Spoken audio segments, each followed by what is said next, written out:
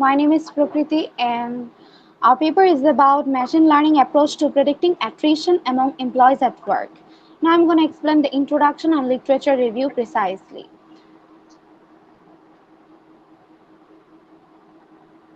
Our study focused on predicting employee attrition, our major challenge for organizations. Employees are invaluable assets and their exit can lead to significant losses, especially when attrition is voluntary due to factors like low pay, long hours, or poor work environments. According to the environment and problem, we have noticed that according to the ADP Research Institute, the average monthly attrition rate in USA is only 5%. A study on 7 million employees shows that 60 to 70% attrition was voluntary. While some attrition can bring in new talent, high rates poses serious risk to business sustainability. Our proposed approach on this paper implies machine learning algorithms to predict employees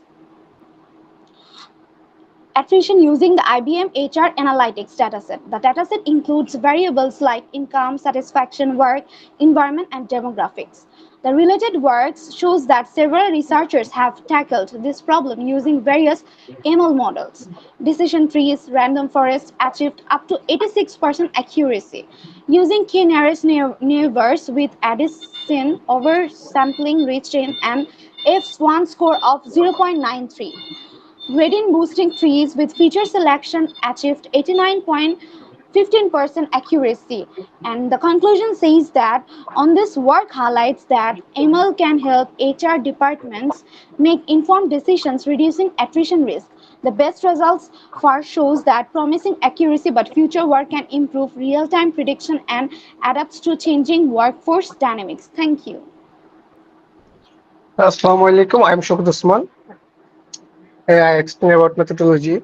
Here, the researcher follows a step-by-step approach to show in Figure 1. The process includes the acquiring data from IBM HR data, pre-processing the data, splitting the data set into training and test set, and then apply different machine learning model, hypermeter, etc. Then data acquisition. They had data from IBM HR dataset, which contained 1,470 employees records with 35 features. They in dataset they split dataset in a basis of gender, which is 60% male and 40% female. After they do data pre-processing.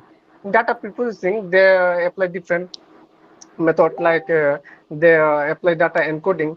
The encoding they get the categorical features like example department, gender converted to numerical value. They also apply one-hot encoding applied with pandas.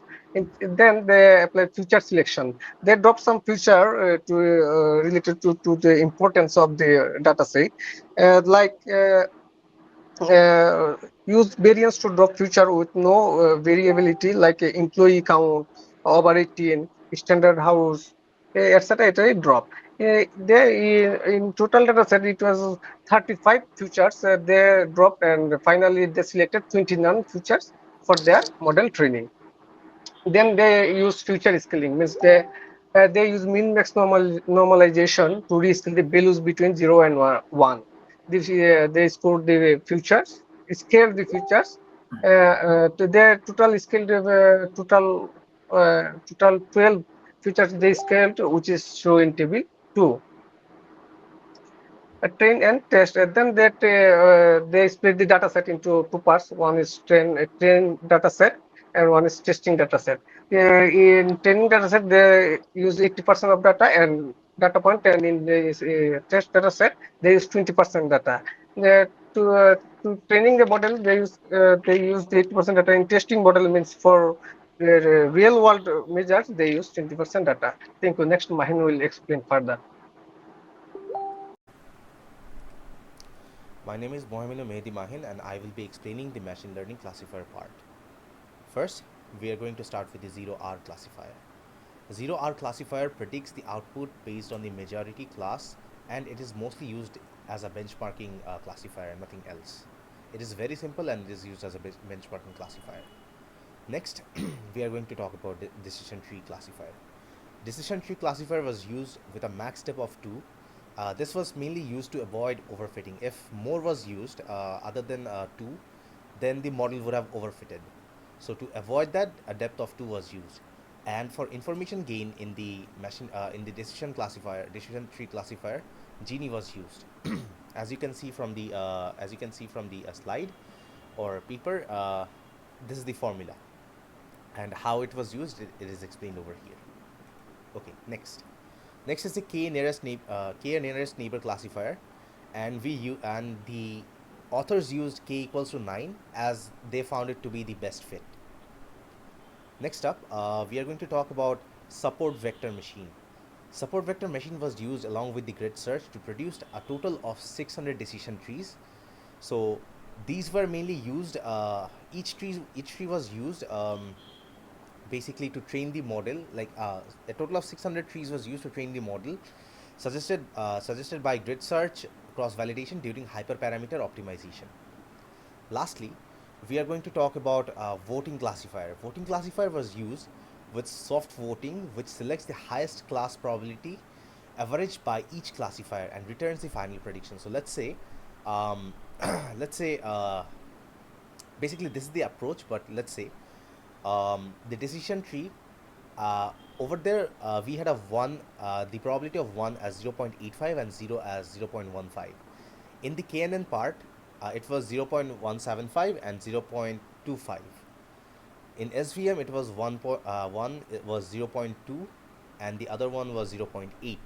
For random forest, it was 0.08 and sorry 0.80 actually, and for 0 it was 0.2. Okay, so using the method of soft voting, they averaged out all of the values for each. So they averaged the values of all the ones, and they averaged all the values of zeros, and they basically using the averages, they predicted whichever average had the higher value or higher probability value, they selected that. So this was the machine learning part classifier. Um, so next, Jayad will take on. Hello, I'm Jaireshna Hriday, and I like to talk about the result of our machine learning project to predict employee attrition. That means figuring out which employees might leave the company. So, how we measure success? We use a few important performance metrics to see how well our model works. So we use precision, recall, F1 score, accuracy, and AUC. AUC is the most important thing.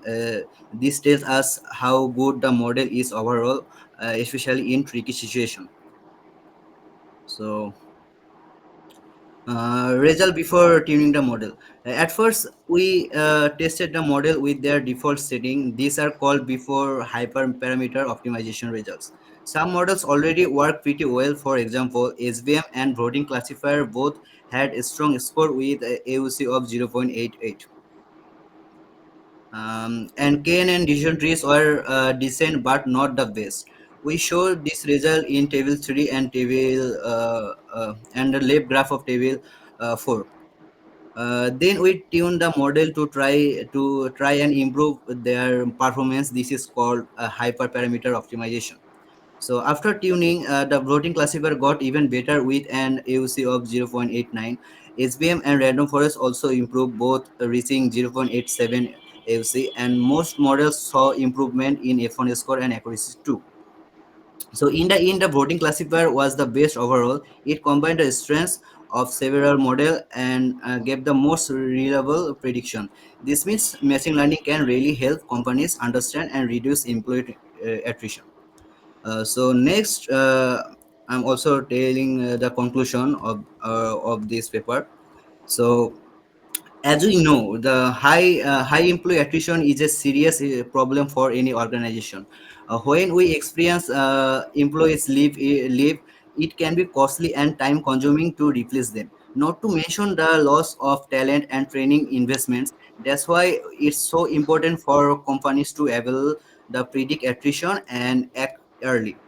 In our project, we took a data-driven approach to solve this problem. We used historical employee data from HR departments and applied several machine learning techniques to predict whether employees are likely to leave. Before training the model, we carefully selected important features using two techniques: variance, um, and this helps us give only the most useful data for prediction. So yeah, so looking ahead in the future, we plan to go a step further using explainable AI techniques. These tools will help us better understand how the model works, making their prediction, which features are most important, and how decisions are made. This will make the model result more transparent and trustworthy for HR professionals. Thank you. Thank you, everyone. So this is our paper.